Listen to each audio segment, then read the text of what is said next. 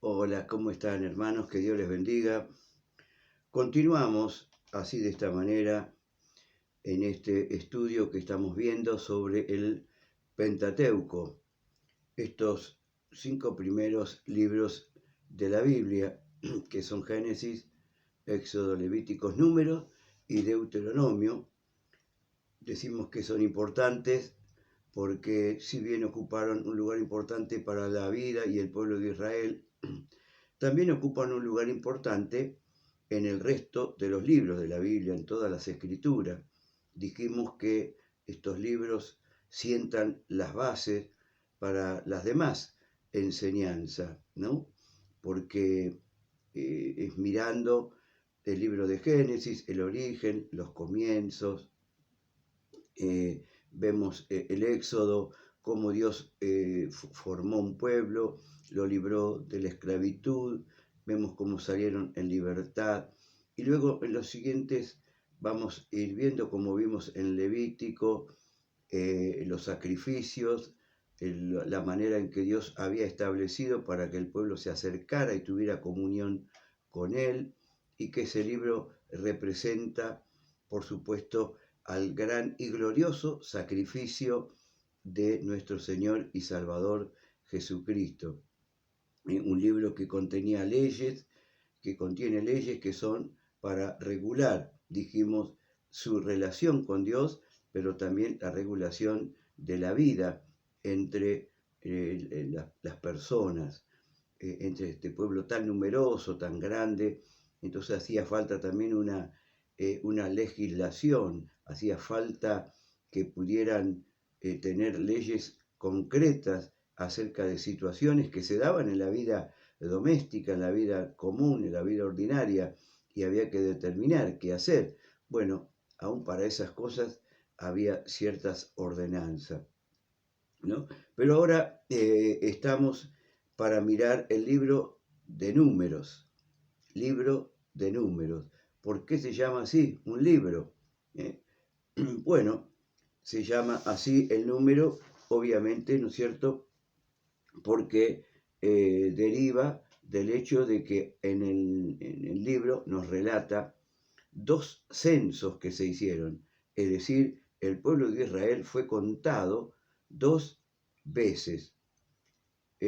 Por eso que también a veces, como decíamos del libro de Levítico, aunque no es todo el libro, pero a veces hay partes en las que parecen que son tan cansadoras o que no son medio aburridas, porque registran la genealogía, registran los números, y como dijimos, nada está puesto, hermano, al azar, a la casualidad, por demás o por relleno. No, todo lo que el Espíritu Santo inspiró a los escritores está puesto y es para bendición de nuestras vidas. Aún aquellas genealogías, aún aquellos que nosotros leemos que este engendró a aquel y aquel engendró al otro, y bueno, a veces una lista parece interminable de nombres que a veces hasta es difícil de pronunciarlos, pero nada está puesto allí al azar. Aún en la genealogía Dios puede hablarnos, Dios puede eh, mostrarnos, ¿no? Como lo encontramos en varias partes de la Biblia, hay algunas genealogías, algunas más breves, otras más largas, pero en todas ellas nos muestra el amor, la fidelidad y la misericordia de Dios para nuestras vidas. Tal es el caso cuando uno mira la genealogía de Jesús, ¿no? Uno que encuentra. Y también un nombre que este engendró a aquel engendró al otro y el otro engendró así. Pero dentro de esa genealogía uno puede ver, ¿no es cierto?, que llegar a ser parte de esa descendencia o ascendencia, ¿no es cierto?, de Jesús, encontramos a dos mujeres, ¿no? A Rahab la ramera y Ruth la moabita. Dos mujeres paganas, dos mujeres que nada que ver con el linaje escogido, con la descendencia, con Israel. Sin embargo, por la bondad y misericordia de Dios, estas mujeres, por su fe, por sus actos, llegaron a ser parte y nada menos que ser aquellos antecesores de la vida de la persona de nuestro Señor Jesucristo. ¿Ve? Y uno se sorprende de verlas allí, ¿no es cierto? Que como Dios en su misericordia las estableció también como parte de su plan, de su propósito. Es decir, que ve, aún en la genealogía Dios puede hablarnos, puede bendecir. Y tenemos este libro entonces que trata de eso, de dos censos. El pueblo de Israel fue contado 2 veces. Este libro, el libro de Números, podemos encontrar dos contrastes, ¿no es cierto?, muy marcados. Uno de ellos tiene que ver con la desobediencia, la rebeldía, la murmuración, las dudas del pueblo de Israel. Sí, uno lee el libro de Números y a pesar de tantas señales, a pesar de tantas manifestaciones de la gracia, del amor y del poder de Dios, vemos a un pueblo que nunca está conforme, siempre se está quejando, siempre está dudando, siempre está murmurando y hablando lo que no conviene con respecto a dudar de los planes y los propósitos y las capacidades de Dios. Entonces, vemos ahí esa desobediencia, esa rebeldía. Pero por otro lado, ¿no es cierto?, vemos la fidelidad de Dios, el amor y la misericordia del Señor, la paciencia de Dios, que a pesar de tanta desobediencia y rebeldía, Dios cumple con sus planes y sus propósitos. Si nosotros miramos lo que dice, ¿no es cierto?, allí en la palabra del Señor, en Primera de Corintios 10, y del 1 al 12, justamente Pablo, escribiendo a los Corintios, toma como ejemplo estas vivencias ocurridas en el pueblo de Israel y aún especialmente en el libro de Números, y él dice esto, ¿no es cierto? Estas cosas les acontecieron como ejemplo y están escritas, dice, para amonestarnos a nosotros, para que aprendamos, para que no hagamos, estas son palabras mías, ¿no? Para que no hagamos lo que ellos hicieron, que no nos quejemos, que no murmuremos, que no pequemos como ellos lo hicieron, ¿no?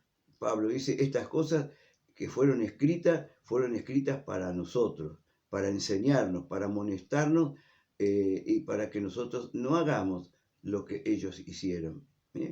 Dice, todos ellos estuvieron bajo la nube, cruzaron el Mar Rojo, comieron el maná, todos ellos experimentaron grandes señales y milagros. Sin embargo, ¿qué hicieron? Se quejaron, murmuraron, pecaron, desobedecieron.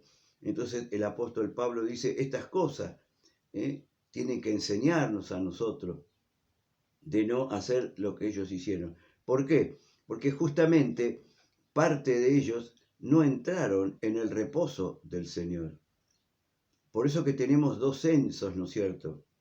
¿No es cierto? Quizás una advertencia también era señalar todo esto a la generación venidera, a la generación postrera. Por eso que tenemos dos censos. Una quizás al principio de la salida de Egipto. Un conteo, un censo en que contaron las personas que salieron. Pero después podemos ver, ¿no es cierto?, que hay un censo, porque esto tiene que ver con el primer año y casi, digamos, el último año. Uno a las, ¿no es cierto?, ahí en el monte Sinaí, cuando Dios les dio las leyes, las tablas y demás, pero también otro, quizás ya a las puertas de Canaán, a la otra generación, a la generación que nació durante el desierto, la peregrinación.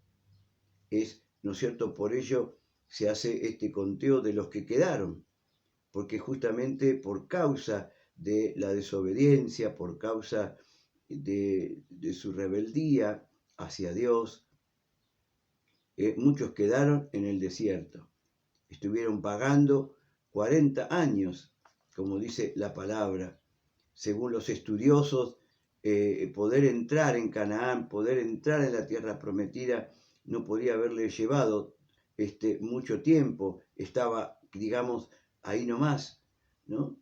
Pero sin embargo, por causa de aquella desobediencia, por aquellas actitudes, Dios determinó que de pronto lo que llegaría a ser, ¿no es cierto?, en poco tiempo, le llevó 40 años.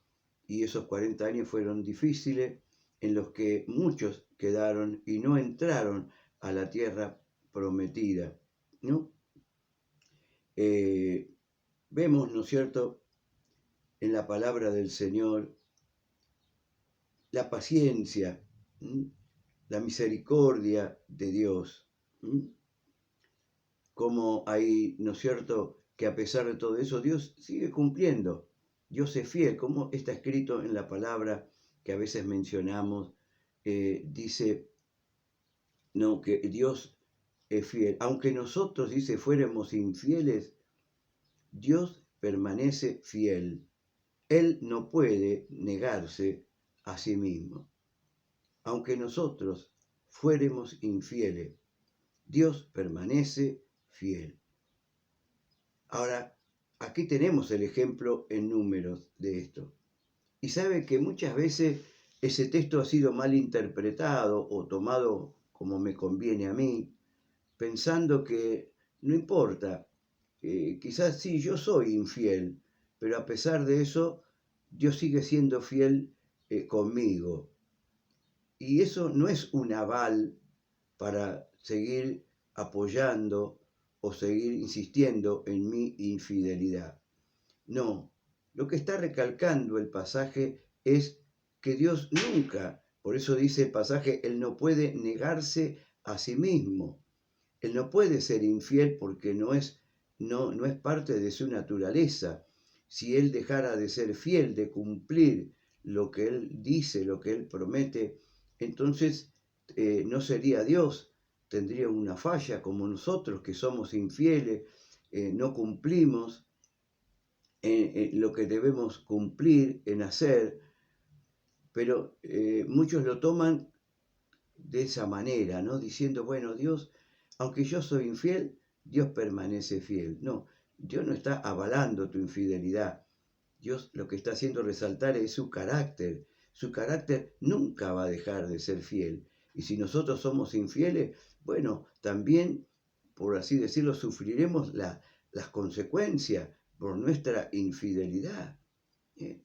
Ahora, no por mi infidelidad, Dios va a dejar de ser fiel. Dios va a cumplir a pesar de mí, como dijo algún político por ahí mal, que se expresó mal, dijo conmigo o sinmigo, ¿no? Es decir, Dios, a pesar de mí, Dios va a seguir siendo fiel. Dios va a cumplir, como lo vemos aquí, que Dios le había dado promesa de conquista, de tierras prometidas, de tierra que fluye leche y miel, y Dios se la entregó, ¿no es cierto? Pero a la generación venidera. Ellos fueron infieles y muchos no entraron en el reposo, no entraron a la tierra prometida por causa de su infidelidad, por ser infieles a Dios en cuanto a quejarse, murmurarse, la incredulidad. Pero Dios fue fiel. A pesar de eso, Dios le mostró su amor, su misericordia y cumplió con su pacto, cumplió con sus promesas. Bueno, esto es muy importante tenerlo en cuenta, ¿no? Y aquí vemos que esto es para enseñarnos a no ser infieles, ¿no es cierto?, personas que por ahí tantos años, y bueno, eso vemos que por causa de esas actitudes, personas que dan vuelta, como que están ahí dando vueltas, nunca arriban a ningún lado. Siempre digo que una cosa es ser peregrinos, como dice la palabra, somos peregrinos y extranjeros, dice la palabra ahí en Pedro, luego en Hebreos, hablando de Abraham, dice que él se consideraba peregrino y extranjero, porque esperaba una patria, una ciudad mucho mejor. Somos peregrinos, no somos vagabundos. ¿cuál es la diferencia entre el vagabundo y el peregrino? Un vagabundo no tiene un destino. Un vagabundo no tiene un propósito. El vagabundo le da lo mismo estar aquí que allá, quedarse acá o irse para otro lado. Es decir, le da lo mismo. No tiene un propósito definido, podemos decirlo. ¿Eh? Pero sin embargo, el peregrino tiene un destino, tiene un propósito, tiene un objetivo. Y está aquí como digamos, de paso. ¿Eh? Pero no es de allí, pero sabe que va hacia un destino, se va dirigiendo a un lugar. Y muchas veces vemos que el pueblo de Israel lo que hizo fue vagar en el desierto, como que no iba a ningún lado, no tenía en mente, en su corazón, el propósito de llegar a la tierra prometida, no se encaminó hacia allá. Por eso que estuvo tantos años, por esas actitudes, dando vuelta. Y eso también pasa en muchos cristianos, en muchas personas, en muchas vidas, que quizás los años, pero no arriban a ninguna parte, no, siempre están iguales, no crecen, no maduran, no llegan a alcanzar, a vislumbrar o a cumplir el propósito de Dios para su vida. Son como vagabundos, que les da lo mismo, estar acá, estar allá, si va, si viene.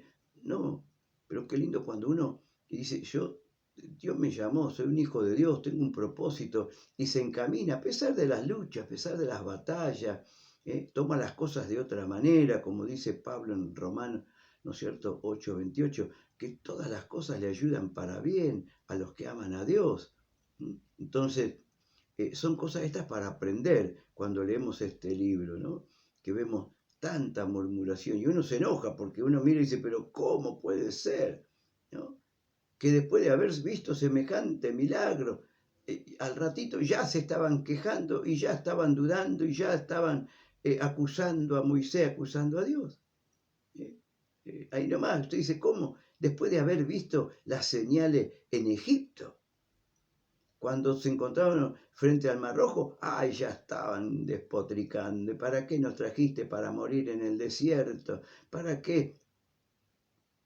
Y bueno, cuando vieron el Mar Rojo, claro, ahí sí, más vale, agarraron la pandereta y cantaron, ¿no es cierto? Echó a la mar, sí, todo bárbaro. Cuando terminaron, cruzaron semejante milagro portentoso, pero a los 3 días faltó el agua estaba mal y ya empezaron de vuelta. Y así todo el camino. Cosa de que en algún momento Dios mismo dijo, este pueblo ya me tiene cansado. Ya se han quejado, ya han murmurado contra mí tantas veces, que hasta le dijo a Moisés, apártate, hacete a un lado que los destruiré y te pondré sobre un pueblo o gente mejor.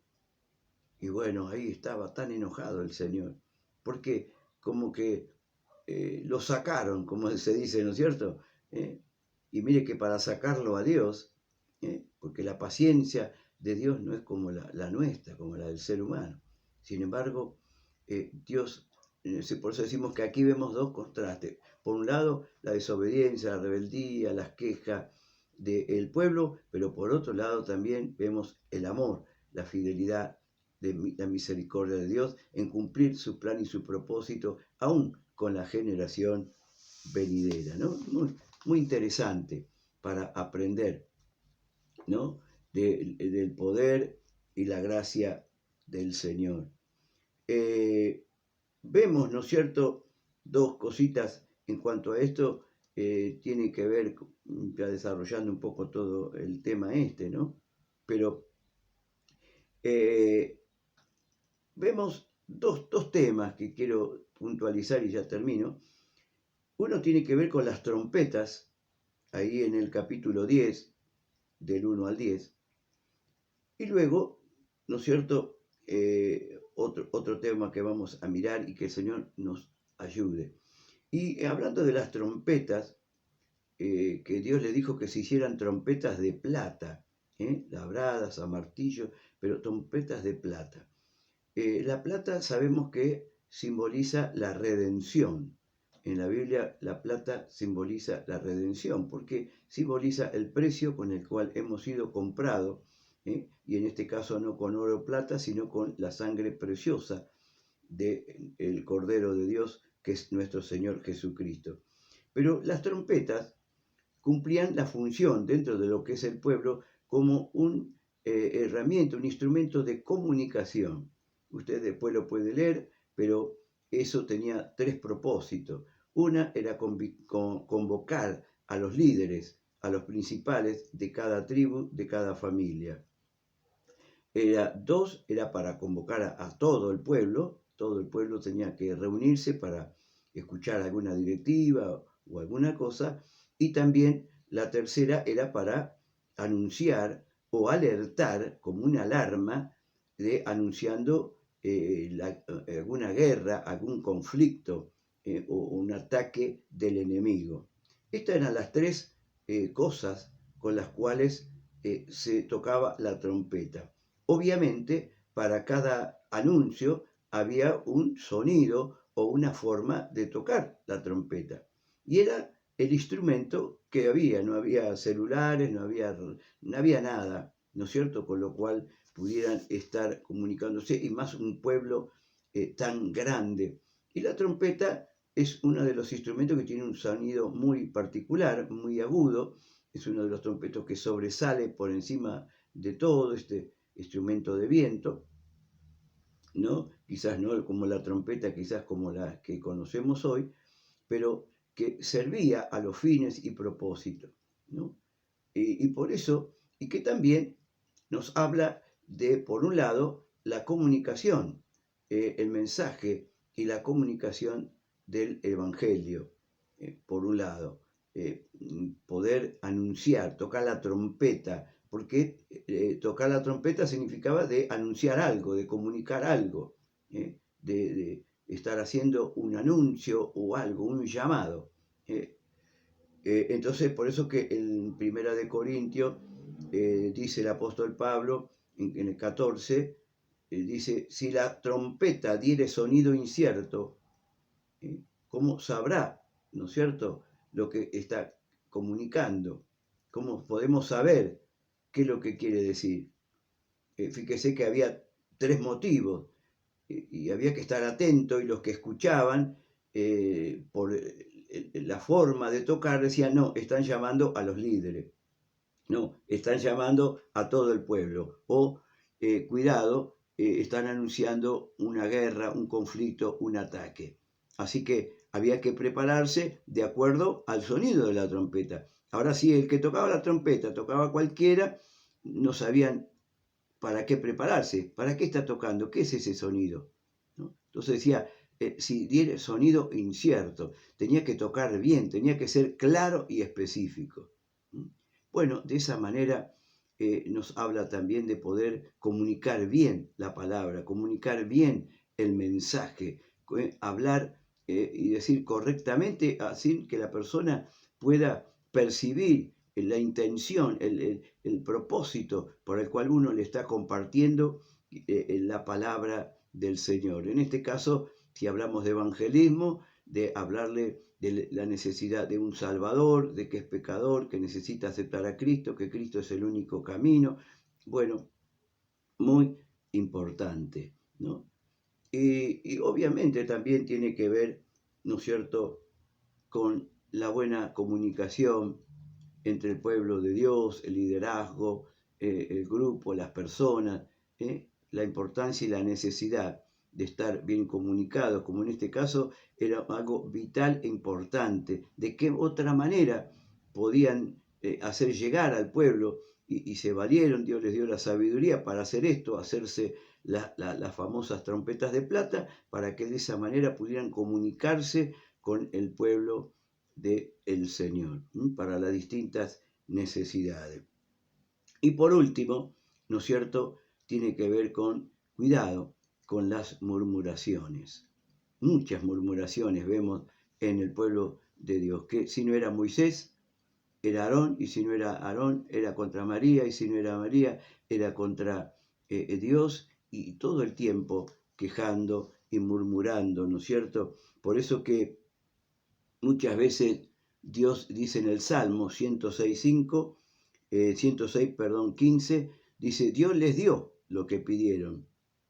¿Sí? Cuando ellos pidieron pan, o pidieron carne, o pidieron esto, dice, Dios les dio, pero también envió flaqueza, envió debilidades, envió pruebas sobre aquellos que se quejaban.